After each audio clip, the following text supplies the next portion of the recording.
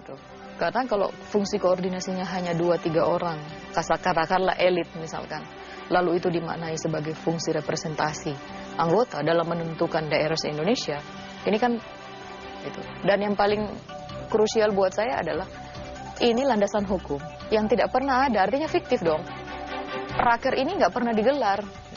Raker itu kan melibatkan 88 anggota Banggar, 88 plus pimpinan kan kurang lebih. Lah, kalau itu menjadi landasan hukum sementara itu tidak pernah digelar, ini kan fiktif, Mas. Masa praktek ini mau kita legitimasi dalam bingkai kita sudah deal semua misalnya. Ini udah sepakat semua nih, seluruh fraksi udah sepakat, seluruh pimpinan sudah sepakat misalnya. Masa ini mau dilegitimasi? Jelas-jelas tidak pernah ada raker. Raker ke raker ada, tetapi tidak menetapkan besaran alokasi. Sampai ada besaran-besaran, sampai ada sektor. Karena rapat terakhir kita nggak ada sektor loh, Mas. Walau alam bisawab. Rapat terakhir Badan Anggaran tanggal 6 sampai tanggal 11 kalau nggak salah di Puncak, diteruskan dengan raker di Jakarta. Yang pemerintah diwakili oleh Pak Hari dan Pak Pramoedya, ini sebut nama saya udah. Pemerintah itu waktu itu di raker dengan Banggar Panja Transfer Daerah, itu diwakili oleh Pak Hari dan Pak Pramoedya. Dalam rapat itu diputuskan bahwa simulasi dibuat oleh pemerintah berdasarkan rumus fiskal DAK DAU dan tanpa sektor.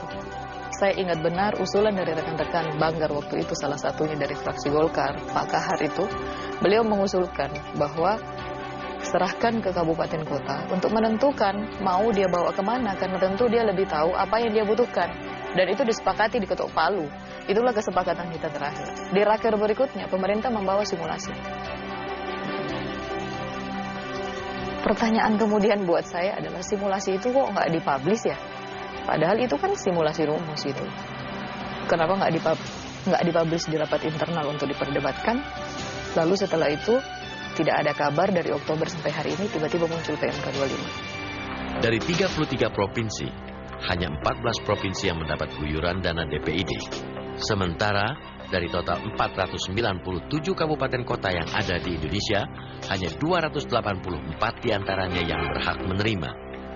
10 provinsi yang terhapus dari daftar penerima DPID diantaranya adalah Sumatera Barat, Kepulauan Riau, Jambi, Sumatera Selatan, Daerah Istimewa Yogyakarta, Kalimantan Tengah, dan Papua.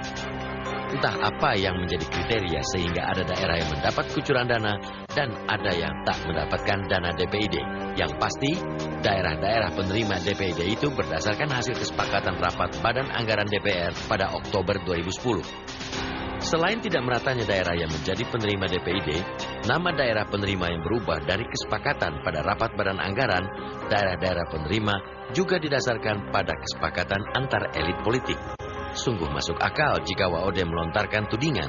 Soalnya, tak semua anggota dewan, bahkan anggota Komisi Keuangan sekalipun, mengetahui adanya dana infrastruktur ini. Saya tidak melihat, karena saya di Komisi 11 ya, saya tidak melihat ada anggaran itu untuk apa daerah sebesar itu. Belum ada wacana. Kondisi semakin runyam ketika asas dana perimbangan sebagaimana disebut dalam Undang-Undang Nomor 33 Tahun 2004 tentang perimbangan keuangan antara pemerintah pusat dan daerah tidak menyebut adanya dana penyesuaian infrastruktur daerah.